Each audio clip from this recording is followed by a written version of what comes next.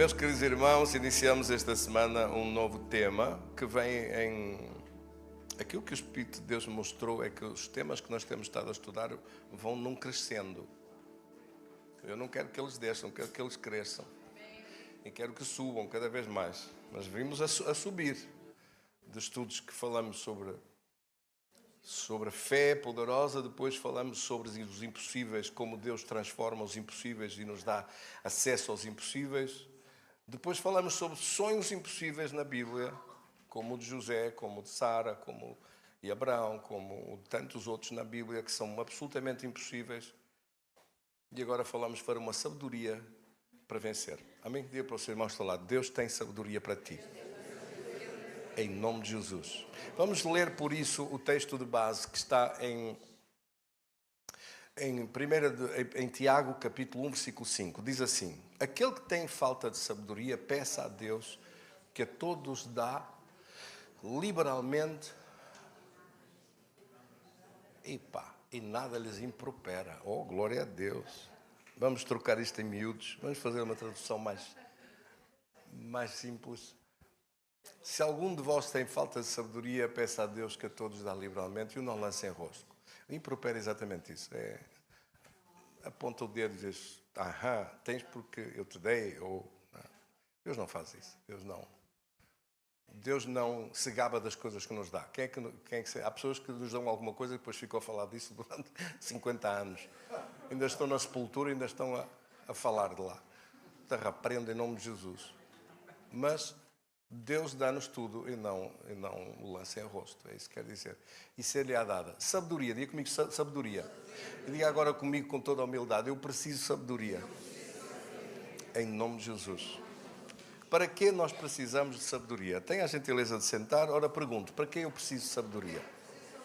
Ainda bem que perguntou. Vamos entender mais sobre o que é a sabedoria de Deus. A sabedoria de Deus tem muito mais a ver com os planos de Deus do que outra coisa. A sabedoria de Deus tem a ver com nós penetrarmos nos mistérios de Deus. E por isso, em 1 Coríntios, no capítulo 1, no versículo 9, quando diz assim: as coisas que os olhos não viram. Como é que está? É capítulo 2. Sim, capítulo 2. Coisas que os olhos não viram, que os ouvidos ainda não ouviram, que não penetrou no coração do homem, no coração humano, são as que Deus preparou para aqueles que o amam. As coisas que você ainda não viu, ou seja, há problemas neste momento que precisam de ser resolvidos, que você ainda não viu a solução, ainda não viu a resposta, ainda não viu como vai acontecer essa resposta, essa solução, mas Deus já tem preparado. Olha o que diz ali. Deus já preparou. Diga isso comigo: Deus já preparou. Você sabia que as coisas que está a enfrentar hoje, Deus já preparou uma solução? Deus já preparou uma resposta? Deus já preparou. E como é que você chega lá? Como é que percebe isso? Como é que entra nisto? No versículo anterior, quando fala sobre este tema, o versículo 8, repare que o versículo 8 diz: qual de nenhum dos príncipes deste mundo conheceu? É o versículo 7, peço desculpa, versículo 7. Mas falamos a sabedoria de Deus.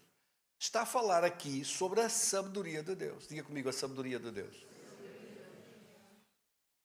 Então a sabedoria de Deus, calma lá, a sabedoria de Deus tem a ver com coisas que Ele já preparou, que eu ainda não vi, mas que Ele já tem pronto para os problemas que eu estou a enfrentar. A sabedoria de Deus tem a ver com isso. A sabedoria de Deus oculta em mistério, aqui mistério significa segredo, ainda está em segredo, ainda não se conhece, a qual Deus ordenou. Meu Deus, quando é que Deus já preparou isto? Antes dos séculos. Ou seja, você ainda não tinha nascido, Deus já sabia que ia estar aqui hoje, que ia estar com um problema na cabeça, e Deus já preparou uma solução. já ordenou, antes mesmo de você nascer, já ordenou a resposta. Agora, de nossa parte, a busca da sabedoria é a busca dessas respostas. É entrar dentro dos planos que são planos de Deus. E para isso nós precisamos de humildade. Nós precisamos ser humildes. Precisamos dizer, eu quero, eu preciso destas respostas de Deus. Os irmãos que estão a tomar nota, e todos deviam estar a tomar nota, todos mesmo, não tenha dúvidas, todos deviam estar a tomar nota. Esta é uma aula fantástica. Nós tínhamos estado a estudar sobre José, lembra-se? Eu vou passar assim muito rapidamente sobre José. Recorda-se de José? Ele apresentou-se no faraó e o faraó deu informação acerca das vacas gordas e das vacas magras. Anos de abundância e anos de fome. E depois José, com esta informação, buscou em Deus entendimento. No capítulo 41, no versículo 14, ele é tirado às pressas da prisão. No versículo 15, o faraó pergunta-lhe, não é? No versículo 15, o faraó diz, soube que em ti há capacidade de interpretar. Eu acho que o faraó estava a tirar aqui uma casca de banana para o José, a ver o que é que ele ia dizer. E o José diz, quando ouves um sonho, és capaz de o interpretar. E José ouviu o faraó o faraó está a falar diante da assembleia dele, diante da comitiva dos sábios dele e das pessoas com peso e com sensatez e com juízo. E José entra e tem 30 anos, é dos mais novos que lá está. A mim o que me surpreende é a maturidade que este homem tem aos 30 anos. José tem uma maturidade aos 30 anos que é arrasadora. Olha o que ele responde. Respondeu José a Faraó dizendo, isso não está em mim? Deus dará resposta de paz ao Faraó. Ele diz, essa sabedoria, essa capacidade não sou eu que tenho. Mas Deus, que a tem, vai dá-la e dando-a a mim eu transmito e o faraó vai ficar em paz. Quem tem este entendimento, esta capacidade de entendimento e de inteligência, não sou eu. Quem tem essa capacidade de interpretar, ou seja, de ver o valor que está nessa revelação de Deus, nessa informação, porque revelação o que é? É informação. Deus informou o que ia acontecer. Ia acontecer uma coisa boa e uma coisa má. Ia acontecer 7 anos de grande abundância e ia ser seguido 7 anos de grande fome. Eu sei que já falei isto, mas nós estamos a entrar num capítulo mais acima, é como aqueles jogos, percebe que as pessoas jogam? Eu não sei jogar isso, nem quero, não tenho tempo para nada disso. Mas há aquela gente que joga e vai subindo de nível. Quem é que me entendeu? Quem é que já jogou isso, essas coisas? Já jogou alguma vez? Vai subindo o nível de dificuldade, vai aumentando o grau de dificuldade. E nós estamos a subir de nível e por isso temos que ter uma base, temos que entender de que estamos a falar. José, quando nós lemos isto à primeira vista, aquilo que nós olhamos e pensamos, José está diante de um faraó, está diante do imperador que domina sobre tudo à volta, tem ali as pessoas importantes do reino com ele, estão a tratar de problemas, eu sou apresentado e de repente ele chega e tem que dar uma resposta. E o faraó está a ouvir, toda a gente está a ouvir. E José responde, Deus é que dá. E nós pensamos, à primeira vista pensamos assim, olha que homem humilde, que demonstração de humildade. Mas pensando bem, ele não podia responder outra coisa. Sabe porquê? Porque ele não está a ser humilde. Ele está a ser absolutamente verdadeiro e realista. Ele está a dizer a pura verdade. Essa revelação só vem de Deus. Ele não se está a fazer modesto. Ele não está a ser uma falsa modéstia. Ele não está a fazer nada disso. Ele está a dizer a verdade pura e nua e crua. Ele está a dizer a verdade. Esse tipo de entendimento vem de Deus. Esse tipo de sabedoria só vem de Deus. Você não o vai obter em lugar nenhum. Esta capacidade de resolver problemas a altíssimo nível só vem de Deus. Não se obtém em mais lugar nenhum. E então, A informação estava acessível para toda a gente, mas a seguir, o nível mais a seguir, mais alto, o nível seguinte, era o nível do entendimento ou da inteligência, de entender o valor, de entender a revelação que estava ali, de entender porque é que aquilo era importante. E esse nível mais alto já vem de Deus. A informação é acessível para toda a gente. Mesmo quando vem de Deus, a informação está disponível. A informação está disponível aqui. Olha, você tem uma Bíblia, está cheia de informação. Mas a seguir precisa da inteligência, do entendimento para entender, para perceber. E depois precisa de um grau de sabedoria para aplicar. Porque a sabedoria é uma aplicação prática que faz com que a solução apareça. E essa sabedoria prática que transforma um problema em solução, que transforma uma dificuldade enorme numa resposta com passos de solução, essa é que é a sabedoria de Deus. Por isso é que José falou para o faraó e disse: o faraó coloca um homem ajuizado a dirigir este projeto. Coloque nas províncias do Egito. Vocês lembram-se que falamos isso? Sim ou não? Coloque nas províncias do Egito governadores à frente das províncias que vão administrar, nos tempos de abundância, vão guardar 20% dessa abundância toda e vão criar reservas para que nos tempos de fome essas reservas possam matar a fome quando não houver comida suficiente. E quando o faraó ouviu isto, porque ele não se apresentou só a dizer assim, o sonho quer dizer 7 vacas gordas e 7 vacas magras, agora desenrasca. Não foi assim que ele tratou ninguém, nem falou. Ele apresentou o pacote todo. Ele apresentou tudo. Ele apresentou o entendimento, o conhecimento, a revelação sobre aquilo que Deus tinha dito e apresentou um plano. Diga comigo um plano. Você sabe que a maior parte dos problemas da vida não se resolvem porque não há planos? E os planos vêm de Deus? E a pessoa pode estar no mesmo sítio, ali, a marcar passo, parado, sem avançar, sem desenvolver, sem ir mais longe, sem chegar melhor, sem viver melhor, sem nada se transformar, porque não consegue entrar na sabedoria de Deus. Porque a sabedoria de Deus... Sabe o que é que a sabedoria de Deus exige de si? E de mim? Sabe o que é que esse grau da sabedoria de Deus exige de si e de mim? Uma humildade levada à prática. Não é só ser humilde. Eu não sei, mas eu vou ficar aqui à espera até Deus me falar. Eu vou esperar em Deus até Ele me dizer. E se eu tiver que ficar 1 hora ou 2, eu espero 1 hora ou 2 e Ele vai falar comigo sobre isto e eu vou tomar a decisão certa, porque Ele vai me decidir, vai me orientar, vai dirigir os meus passos e vai me dar a vitória. Sabe o que é preciso para isto? Dedicação, consagração, busca da presença de Deus. Sabe quantas vezes, às vezes, num culto eu oro por uma coisa, Senhor dirige-me, Senhor conduz-me, não quero decidir por mim, não quero fazer já a minha maneira. Sabe quantas vezes você ou eu nos enervamos durante dias ou semanas ou meses, já podíamos ter tomado decisões de qualquer maneira às 3 patadas?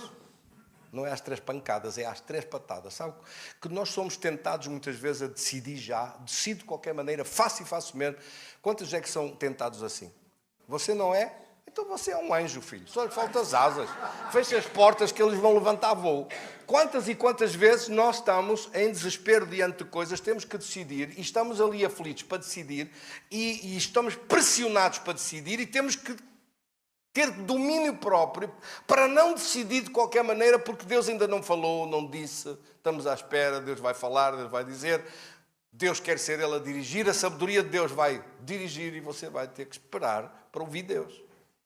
E se não tiver tempo para esperar para ouvir Deus, vai esperar 1 ano, 2 anos, 3 anos, 20 anos e não vai sair de lá e vai sofrer no mesmo sítio enquanto não percebe que precisa de ouvir Deus. Porque este nível de sabedoria de Deus exige o seu tempo de consagração aos pés de Deus. Ou de jejum, ou de oração, ou de ficar quieto, ou de esperar que Deus dirija. Senhor, não avançamos se tu não vieres connosco. Não vamos para a frente, como diz Êxodo 33. Não vamos avançar se o Senhor não vier connosco, não avançamos. Não vamos decidir se Deus não vier connosco. Veja, há aspectos múltiplos da sabedoria de Deus. A sabedoria de Deus não é uma sabedoria de uma face só. Ela tem aspectos muito diferenciados. Por exemplo, a sabedoria de Deus em José, que você vê aqui, e que está no livro de Provérbios, Salomão mais tarde escreve no livro de Provérbios e fala sobre a sabedoria de Deus e diz assim, Provérbios 24, versículo 3 e 4. Com sabedoria se edifica a casa. Com inteligência ou entendimento ela se firma. 24, capítulo 24. Com entendimento ela se firma. E pelo seu conhecimento se enchem as suas recâmaras de substâncias preciosas e deleitáveis. Quer dizer, vem riqueza com abundância. Então você vê aí os 3 níveis, estão ali. Informação, diga comigo. Informação, entendimento e sabedoria. Entendimento / inteligência. Porque se trata disso. Aqui chama inteligência. No versículo 3, inteligência. Ela se firma com inteligência. Inteligência foi aquilo, ou entendimento foi aquilo. Inteligência é conhecimento secreto. Você até sabe o que quer dizer FBI? Federal Bureau of Intelligence. Inteligência é ciência, é a polícia das nações, a polícia mais elevada das nações que fazem escutas internacionais com todo o tipo de segredos e todo o tipo de descobertas que estão na espionagem. É a inteligência. São os segredos. Só que neste caso são os segredos de Deus. Não achou graça? Como é que vai fazer escutas para Deus? Tem que o ouvir. Alô, estou à escuta. Preciso de ouvir Deus. Preciso de ouvir como é que eu faço. Preciso de ouvir o que é que eu decido.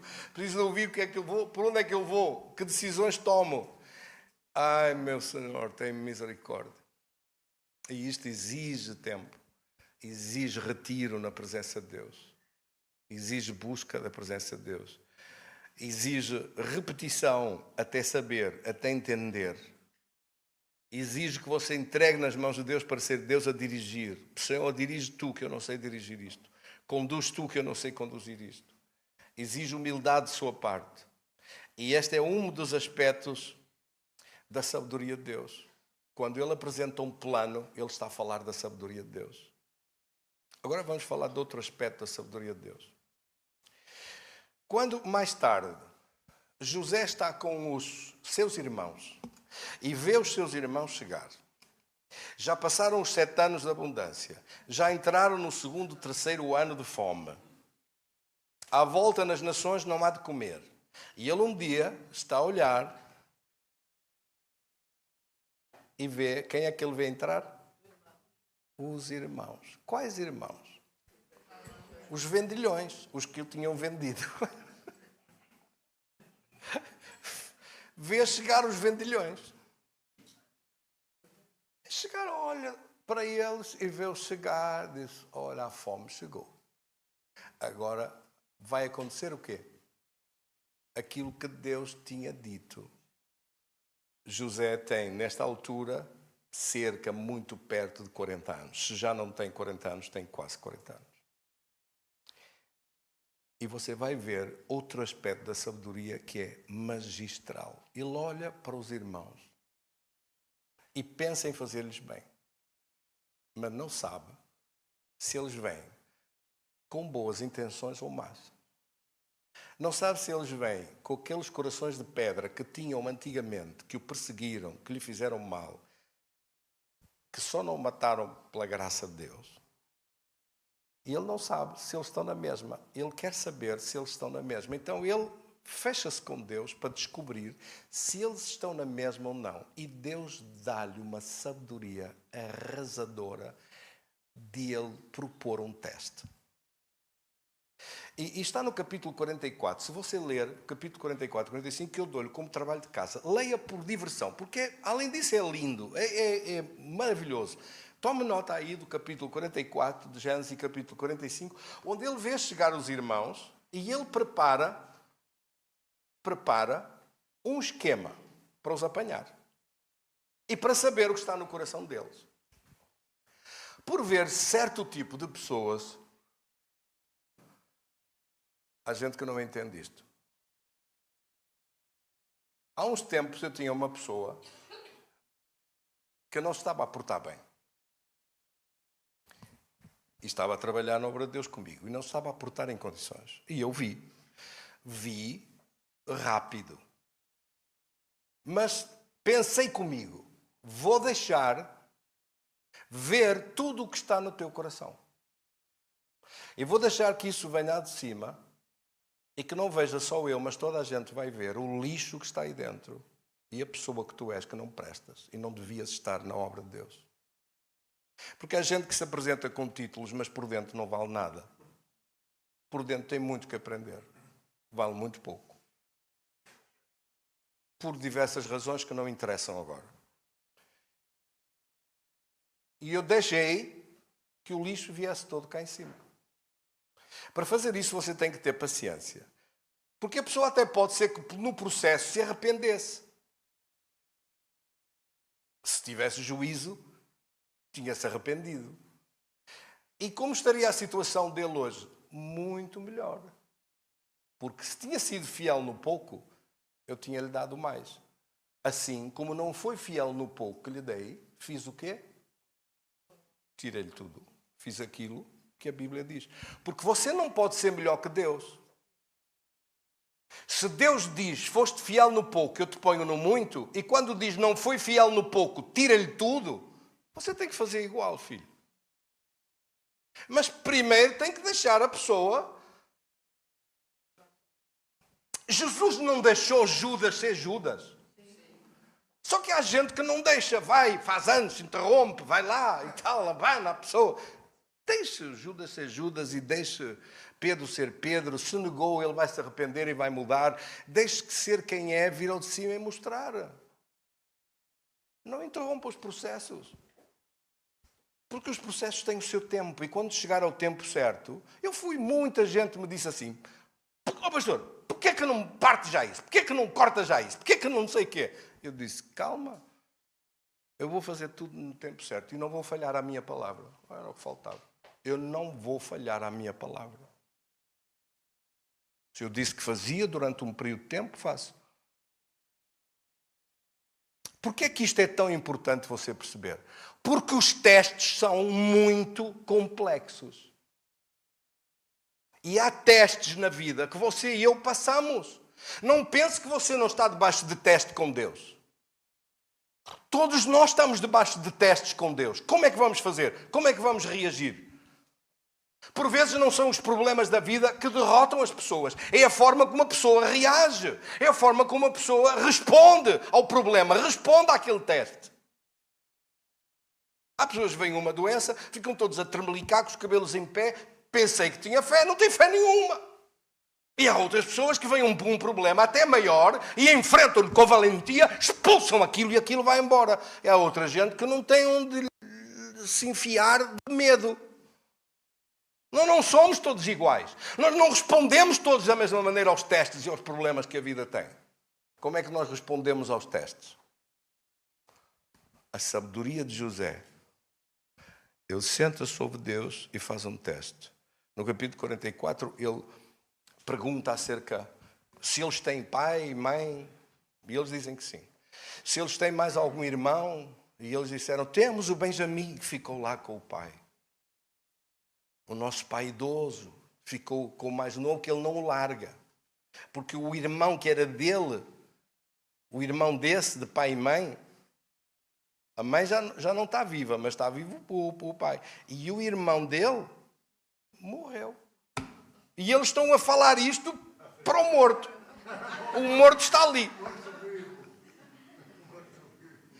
E eles que o venderam e disseram ao pai que tinha morrido, todos estão em conluio para fazer essa maldade. E ele está ali, está a ouvi-los. Ai, morreu. Ah, que pena. Ele deixa-os mentir. Sabe que eles estão a mentir com os dentes todos e deixa-os mentir.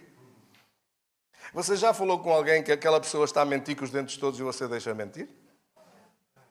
Já fez isso? Eu já fiz isso dezenas de vezes. Até me dá um bocado... Tenho que tomar os sais de frutos depois. Mas eu faço isso muitas vezes. A pessoa não me mente mais por falta de espaço e eu deixo mentir. Não me está a enganar.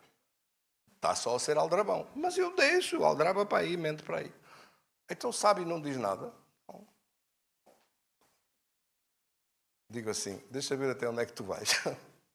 Vou-te dar corda. Sabe quais são as piores pessoas? Diga assim para quem está aí ao seu lado. Tenha cuidado com as piores pessoas. Sabe quem são as piores pessoas? Por exemplo, numa empresa, os piores clientes. São aquele cliente que fica na fila à espera de ser atendido e os funcionários estão a falar um com o outro e não o atendem. E ele espera, não diz nada, sai e vai-se embora. Não volta lá mais. Sabe quem são as piores pessoas mais perigosas? São aquele cliente que, na fila de qualquer coisa, nem responde. No restaurante, levanta-se e vai-se embora. Nem chega a ser atendido. Ou se pediu e aquilo nunca mais vem, ele chama a pessoa e diz, olha, já não tenho tempo. E vai-se embora. Ou nem diz nada e não volta mais.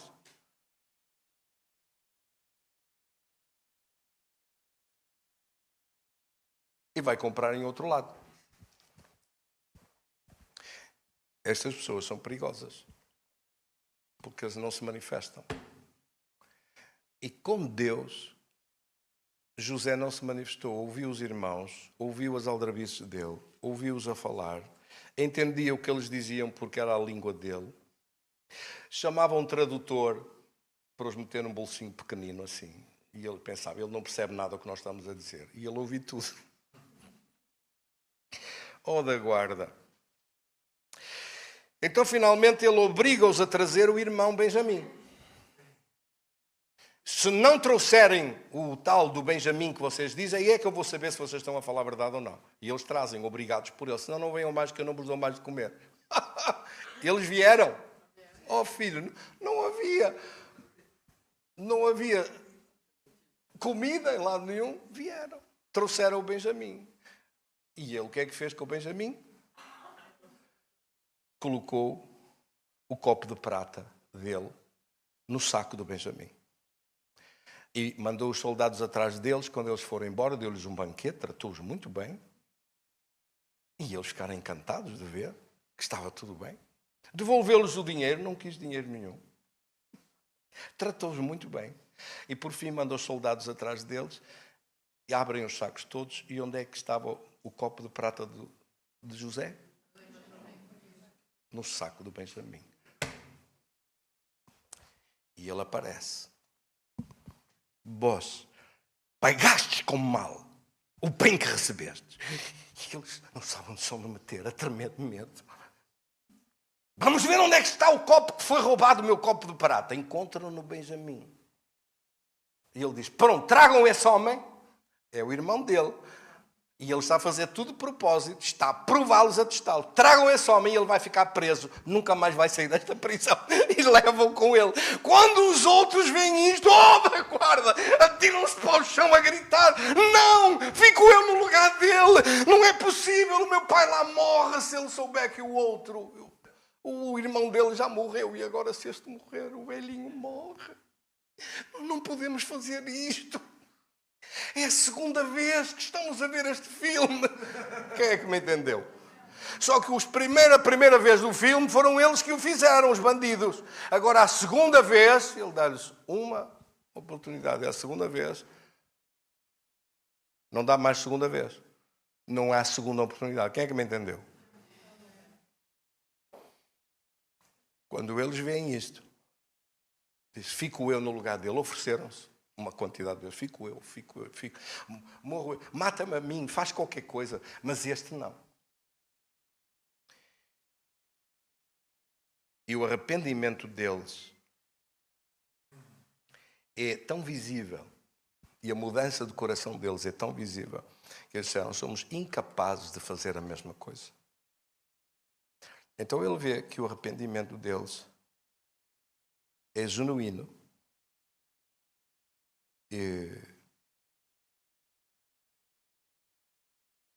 E no capítulo 45, José chama-os lá para dentro do palácio e revela-se a eles. E diz quem ele é. Eu imagino a cara deles ao vê-lo, não é? Primeiro, a estar de joelhos, tu prostrados com a cabeça no chão.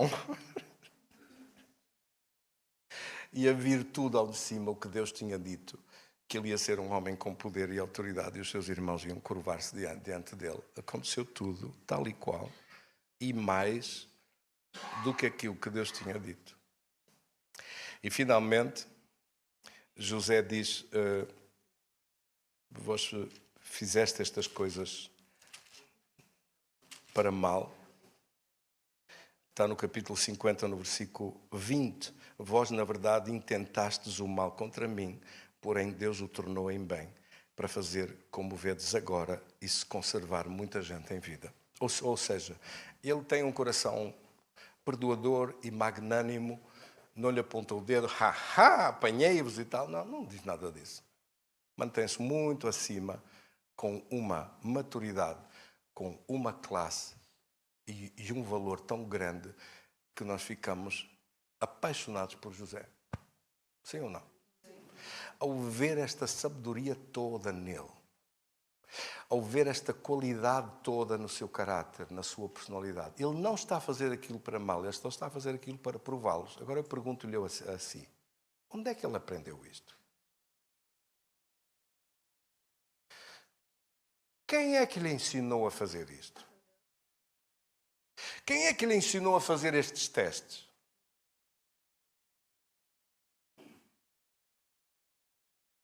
De onde é que lhe veio esta sabedoria?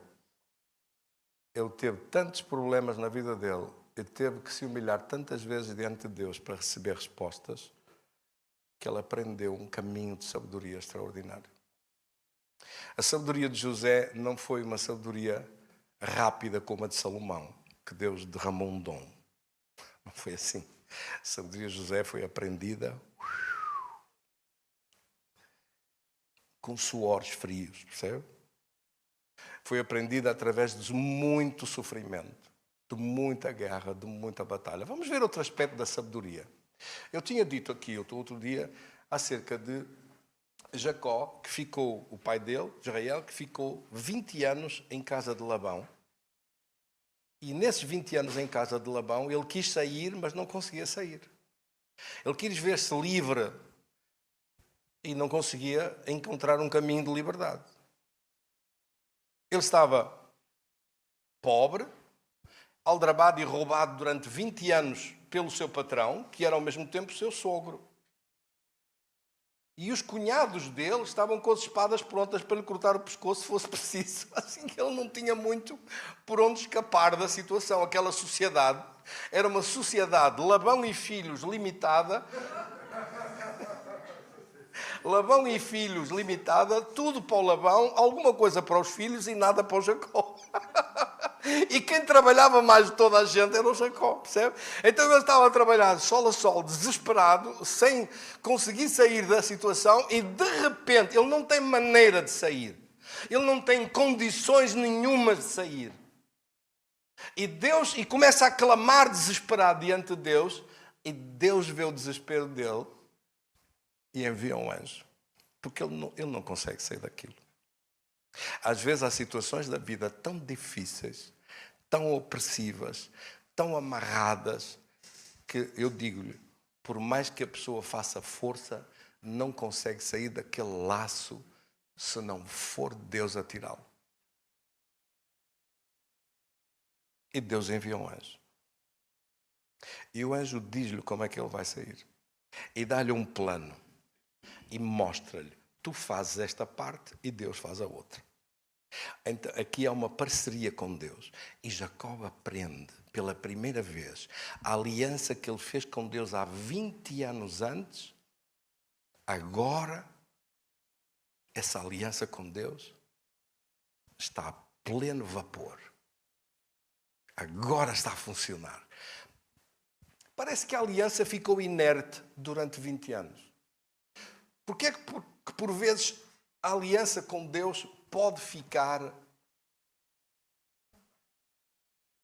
em stand-by. Pode acontecer isso? Pode ou não? Com muita pena eu digo, pode sim. Normalmente quando uma aliança com Deus fica em stand-by, de quem é culpa? É nossa, filho. Procura do seu lado, porque é mesmo do nosso lado, porque a culpa não está do lado de Deus. E quando o anjo de Deus lhe ensina, Jacó, faça assim. Deus mandou fazeres isto. Ele fez. Pôs lá as varas, todos os dias confessava e declarava. Deus fazia um milagre acontecer, que daquela nuvem negra saíam esbranquiçados e malhados, e quando eram esbranquiçados e malhados, saíam todos pretinhos, lindos, de olhos azuis. Glória a Deus. Deus fazia tudo por encomenda, como ele falava. O que ele dizia era o que acontecia. Ele fazia a sua parte e Deus fazia a outra parte. Você sabe que financeiramente é isso mesmo. Você põe as mãos em alguma coisa e Deus multiplica e abençoa tudo. É assim que funciona. Agora, vamos ver outro aspecto da sabedoria de Deus, que visto por este ponto de vista. Porquê que eu estou a dizer isto? Porque um desses dias, orando umas horas toda a manhã, eu estava a olhar para estes textos e a olhar para estas coisas e de repente o Espírito de Deus disse-me, já viste a sabedoria de Deus que está nos planos que eu faço aparecer? E eu disse, onde? Eu não estava a ver nada, não é? Se não for Deus a abrir-nos os olhos, bem que nós temos dificuldade. Então o Espírito de Deus começou a revelar-me. Olha a sabedoria de Deus aqui, olha a sabedoria de Deus ali. A lista é enorme. Eu precisava, pai, de 1 ano para falar sobre este tema. Porque a lista nunca mais acaba. Porque normalmente nós não reparamos na sabedoria de Deus nesses pormenores e nesses detalhes. Mas eu vou dizer-vos mais um. Lembram-se da sabedoria de Salomão? Salomão é juiz. Ele quer que venha ao de cima quem é a mulher que está a falar a verdade e a mentirosa. Há uma mentirosa e uma verdadeira. Ele não sabe quem é. Quem está a falar a verdade e quem está a mentir? Existe um bebê, uma criancinha pequenina, que não tem voto na matéria. Uma diz que o filho é dela, a outra diz que o filho é dela. Ora, o filho não pode ser das duas. Uma está a falar a verdade e outra está a mentir. De noite morreu o filho desta mulher enquanto se deitara sobre ele. A mãe tola rolou em cima do filho e ele morreu. Levantou-se à meia-noite, tirou o filho do meu lado enquanto dormia a tua serva e deitou-a no seu seio. E o seu filho morto deitou no meu seio. A mãe sabe quem era o filho verdadeiro. Mas agora Salomão tem que decidir. E isto é levado, deve ser levado a instâncias menores, mas não há solução para isto, porque as duas viviam juntas, não há mais ninguém para testemunhar, são só as duas e Deus. E não há maneira de saber. E Salomão tem que saber quem está a falar a verdade e quem está a mentir. O que é que ele faz? Observa, deixa-as falar, fala uma, fala outra, fala uma, fala outra. Ele deixa falar e, por fim, chama um soldado com uma espada. Esta espada está bem afiada. Tragam um bebê aqui. Diz ele, cortem já esse bebê ao meio. Deem metade para cada uma. Aqui era a mãe, disse, não, dá a ela. A outra disse, sim, corta ao meio para ficar metade para cada uma. E Salomão decidiu o quê? A que era a verdadeira mãe era aquela que não se importava que o filho fosse entregue, desde que fosse bem cuidado e que ficasse vivo, não é? Não se importava do que cortá-lo agora e matá-lo, nem pensar. Quem é que me está a entender? Então, isto é a sabedoria que faz testes. Você sabia que há uma sabedoria que faz testes? Sabia ou não? Está aqui. Como é que eu sei isto? Como é que eu sei aquilo? O que é que eu posso fazer? Como é que eu posso decidir certo uma coisa destas? Alguém com responsabilidade como ele tem que decidir certo. E por isso você vê a sabedoria demonstrada diante de todos através da sabedoria de Salomão. Mas para finalizar hoje, neste conjunto de coisas que tem a ver com a sabedoria de Deus, com os segredos de Deus. Vamos chamar-lhe também os segredos de Deus. Amém? O segredo está em Deus. Ele sabe, mas nós precisamos saber nós aqui. Vamos ver um texto da Bíblia que está em Juízes, no capítulo 4. A Bíblia diz que durante 20 anos o povo de Israel foi massacrado por Jabim, rei de Canaã, com os seus exércitos, e Císara, o capitão do exército, que tinha 900 carros de ferro.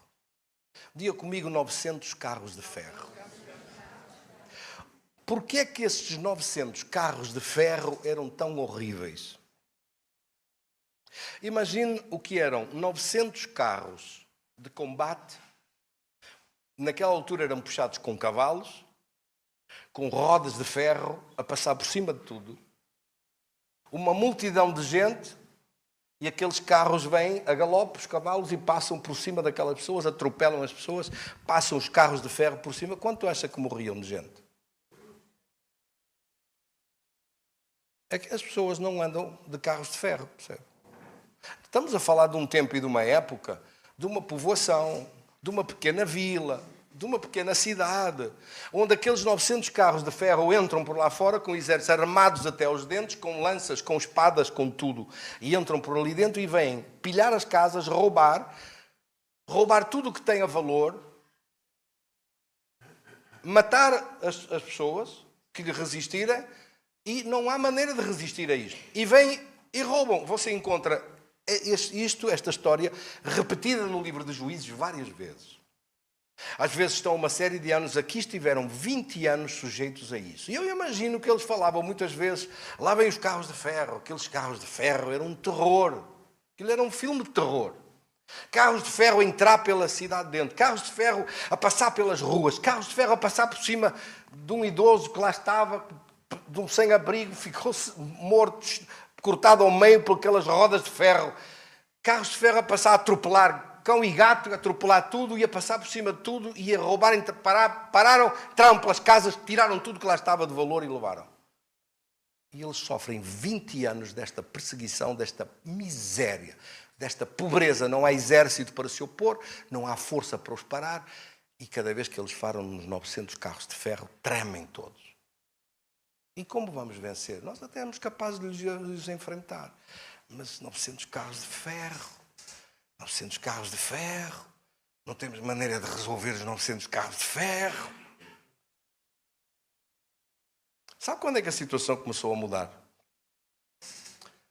A Bíblia diz ali que o povo começou a clamar diante de Deus.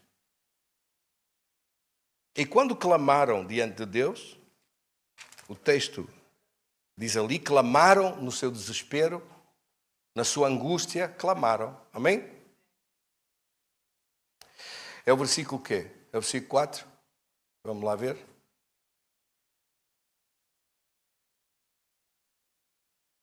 Pode ver, por favor?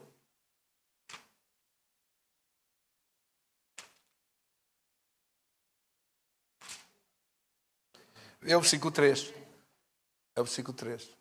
Juízes, capítulo 4, versículo 3. Então, diga comigo, os filhos de Israel clamaram ao Senhor. Porquanto ele tinha 900 carros de ferro e 20 anos. O que é que esperaram 20 anos? Porquê é que foi preciso sofrer tantos anos até começar a clamar diante de Deus por uma solução?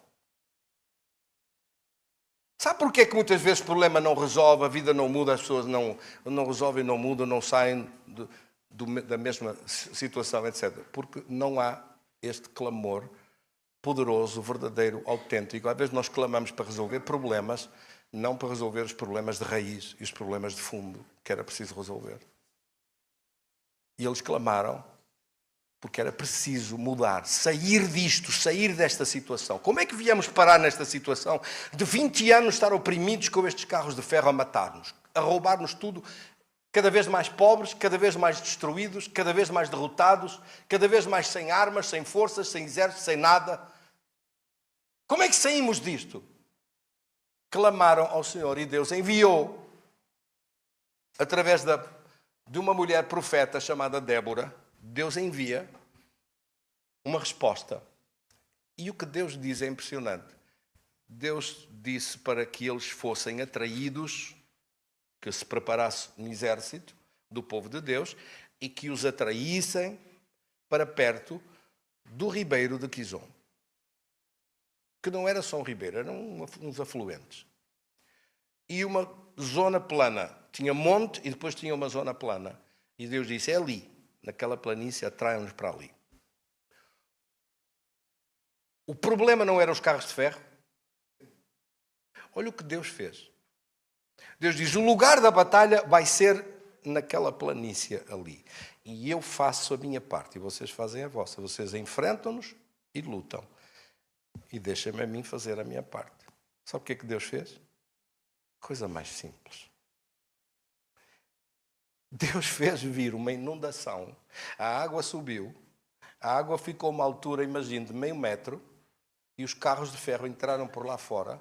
E aquilo transformou-se tudo em lama. Agora diga-me o que é que carros de ferro pesados conseguem fazer no meio da lama, no meio de um lamaçal.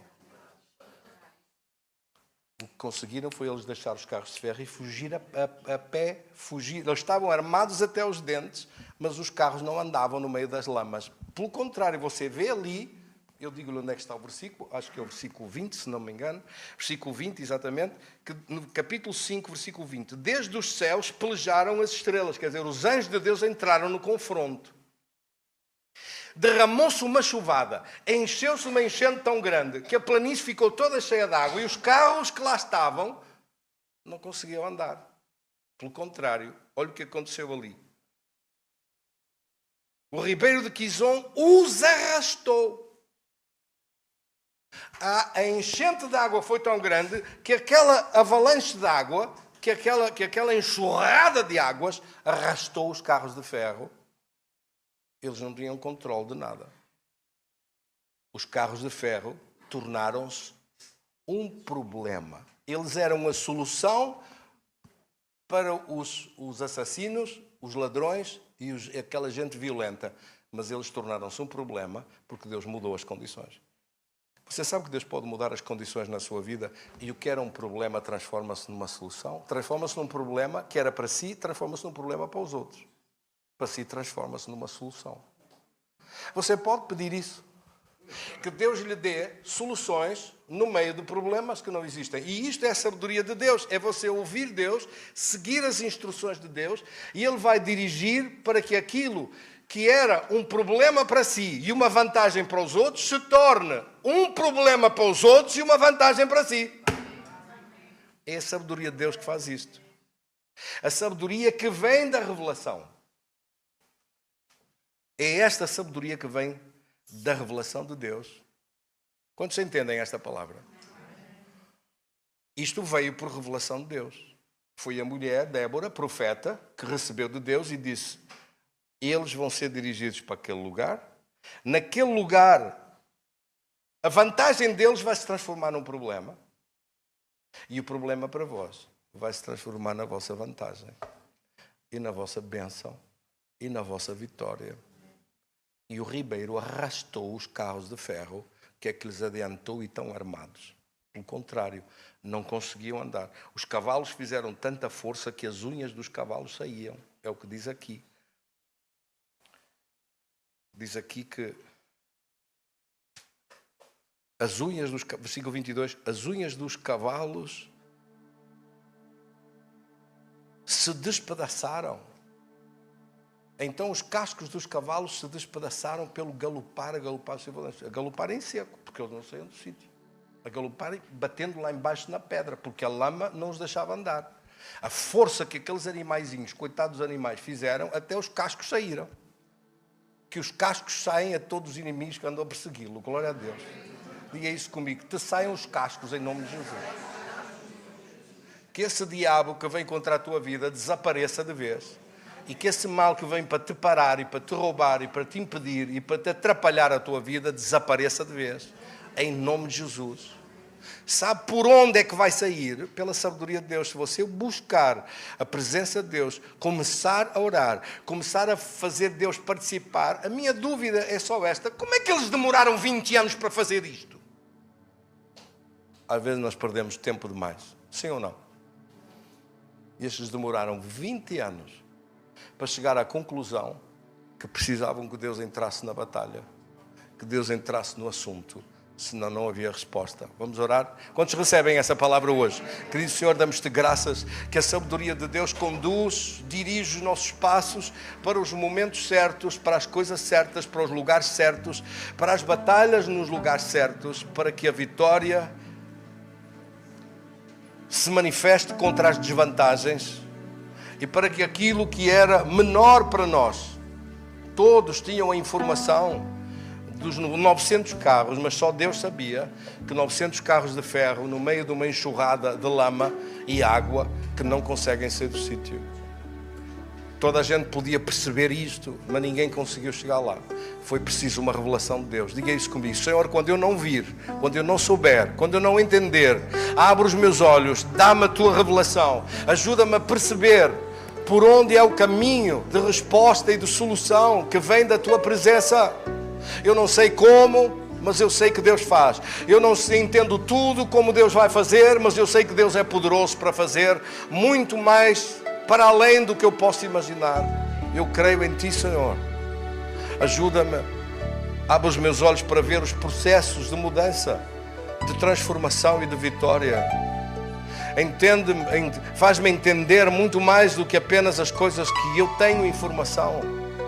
Entender como agir, como fazer, como realizar as mudanças e alterações. Eu entrego nas Tuas mãos e peço que Tu me dirijas.